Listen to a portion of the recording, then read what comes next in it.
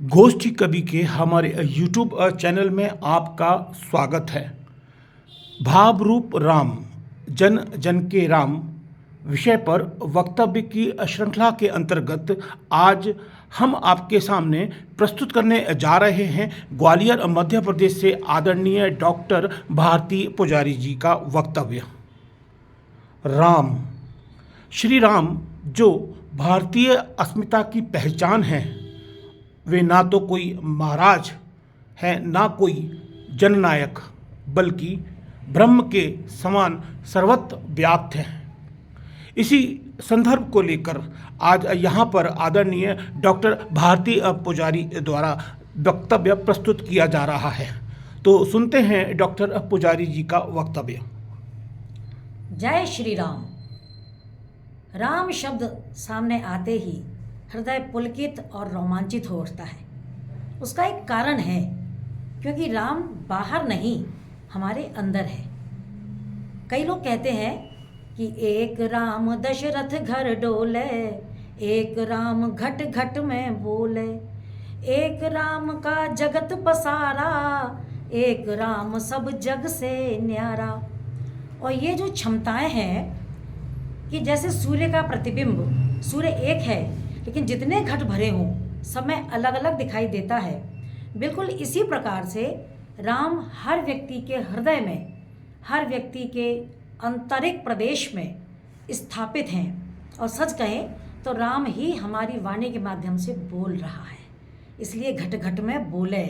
हर व्यक्ति का जो शरीर रूपी घट है उसमें अमृत रूपी जो जल है, जो जिसकी स्रवित प्रवाह का उच्चारण सतत हमारी सांसों में हो रहा है, वह राम है।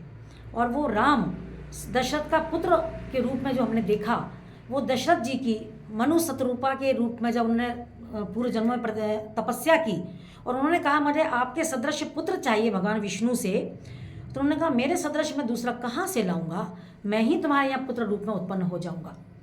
इस प्रकार से उनकी तपस्या से प्रसन्न होकर के जब उन्होंने कौशल्या और दशरथ के रूप में जन्म लिया, भगवान राम उनके यहाँ प्रकट हुए। तो वो दशरथ पुत्र नहीं है केवल, वो राम है जिसने सारे जगत का सृजन किया है, सारे ब्रह्मांड की सृष्टि करता है वो ब्रह्म। और वही ब्रह्म सृष्टि करता ही नहीं रहा, वो सृष्टि में व्याप्त भी हो गया। इसलिए कण कण में भगवान है, कण कण में श्री राम है, और राम से विलग कुछ भी नहीं, राम हमारी पहचान है। ऐसे जब राम का हम लोग स्मरण करते हैं तो उनको कहीं भी सीमित कर पाना, किसी स्थान विशेष में, किसी प्रतिमा विशेष में, किसी व्यक्ति विशेष में, हमारी सिर्फ मानसिक सोच या हमारी प्रज्ञा का जहाँ तक गमन है, जहाँ तक उसकी पहुँच है, वो दर्शाता है राम को किन्हीं भी शब्दों से, किन्हीं भी स्थानों से कहीं भी सीमित नहीं किया जा सकता। राम असीम है, राम अनंत है, राम सर्वत्र है। हरि अनंत हरि कथा अनंता, कहहि सुनहि बहुविधि सब संता। ये जो हरि है, ये हरि इसलिए है, यद्यपि प्रभु के नाम अनेका, एक ते अधिक एक ते एका। राम सकल नामन ते अधिका। और सकल नामन ते अधिका क्यों है? क्योंकि राम ब्रह्म का प्रतीक है, ब्रह्म का संबोधन है, ब्रह्म का उद्बोधन है, ब्रह्म का द्योतक है। सारे देवता और ब्रह्म, मैं बिल्कुल एक लाइन में आपके सामने देवता और भगवान का अंतर स्पष्ट करना चाहती हूँ। ब्रह्म विलग है, मायापति है, माया से पृथक है, और भगवान तो ये हुआ। और जो देवता है वो देवता जैसे वरुण देव हैं, अग्निदेव हैं, इंद्रदेव हैं। मनुष्य अपने पुण्य प्रताप से, अपने सत्कर्मों से देवता बन सकता है, क्योंकि देवता पुण्यों को भोगता है और भोग के समाप्त होने पर फिर उसको जन्म लेना पड़ता है।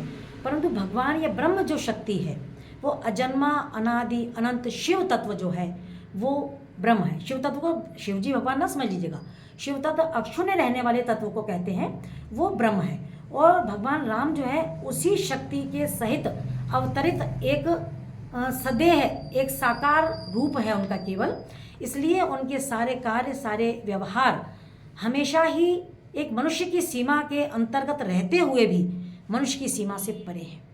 जनक जी के दरबार में जब धनुष यज्ञ देखने के लिए भगवान राम पधारते हैं तो वहाँ जो भूपों की महाराजाओं की भीड़ लगी है, उनके बीच में पुरुष सिंह जैसे राम लक्ष्मण दोनों गुरु के साथ पदार्पण करते हैं। तो चूंकि वो भगवान हैं इसलिए आए तो साकार रूप में हैं, परंतु जितने लोग वहाँ पर एकत्रित हैं सबको वो अलग अलग रूपों में दिखाई देते हैं। देखिए भावमय राम कैसा है कि जाकी रही भावना जैसी, प्रभु मूरत देखी तिन तैसी।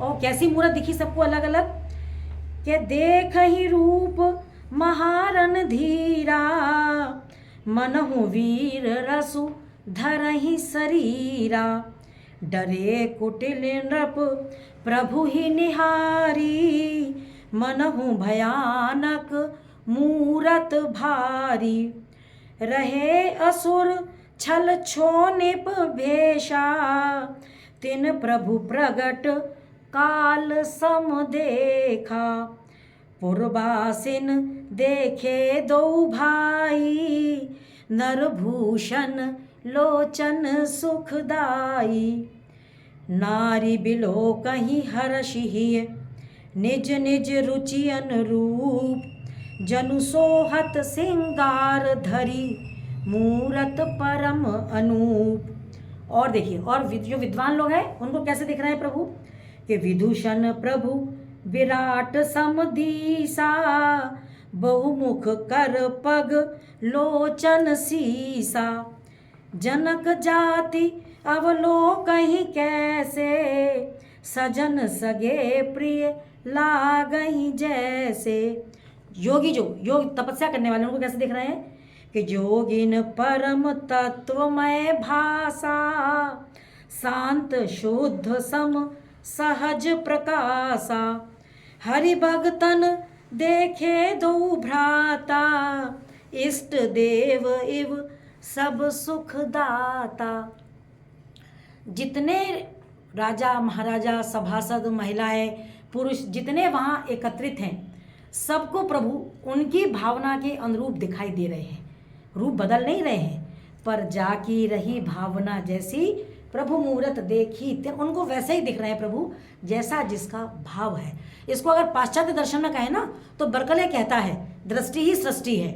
जैसा आपकी दृष्टि होगी आपको दुनिया वैसी ही नजर आएगी, वैसी ही दिखाई देगी। और देखिए आपने कहा जन जन के राम, तो जन जन के राम कैसे हैं? 2 बार भगवान ने रामचरितमानस में असंख्य रूप लिए हैं, केवल 2 बार लिए हैं। एक कब, जब भरत राम जी से मिलने के लिए अयोध्या से सारे फौज फाटे रानियों को सभासदों को सबको लेकर के चल रहे हैं वो, और वहाँ पहुँचे वो कहाँ, भरद्वाज मुनि के आश्रम में।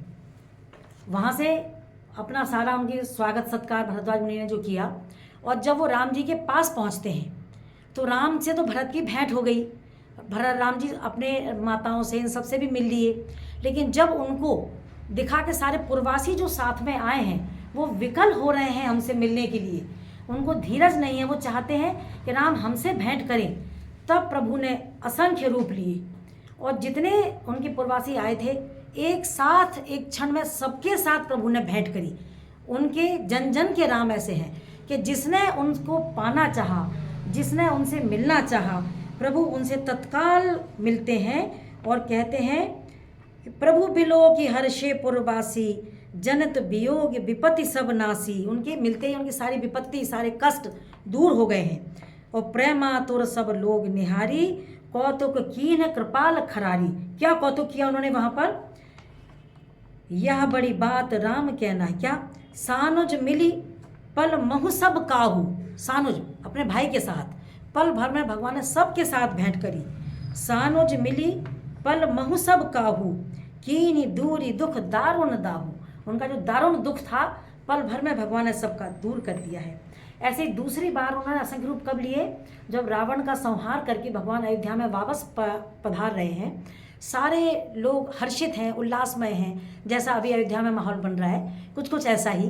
भगवान के आगमन की प्रतीक्षा में पथराए नयनों को जब आनंद का सुख, दर्शन का सुख मिलने वाला है, तब सारे पुरवासी एक साथ भगवान की ओर दौड़ रहे हैं, उनसे मिलने के लिए व्यग्र हैं। और भगवान राम को लगता है कैसे सबकी इस क्षुधा को, इस नयन पिपासा को दूर करूं मैं। पल में उनको सबसे मिलना है। उस समय फिर प्रभु ने असंख्य रूप धारण करे हैं और सबसे एक ही पल में भगवान ने फिर से भेंट की है। ये जन जन के राम ऐसे हैं कि जिसने जैसे चाहा, भगवान ने क्या किया, अमित रूप प्रगटे तेहि काला। उसी समय प्रभु अमित रूपों में, मतलब असंख्य रूपों में प्रकट हुए हैं भगवान।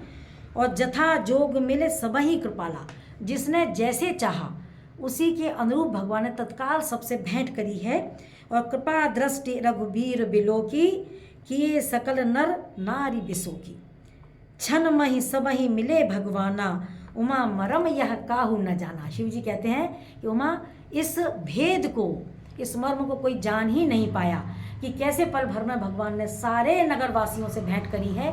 ये भगवान का अलौकिक एक तरह से व्यवहार रहा लोगों की भावनाओं के अनुरूप। और इसको आगे से क्या कहते हैं, क्षण मही मिले सबही भगवाना, उमा मरम यह काहू न जाना।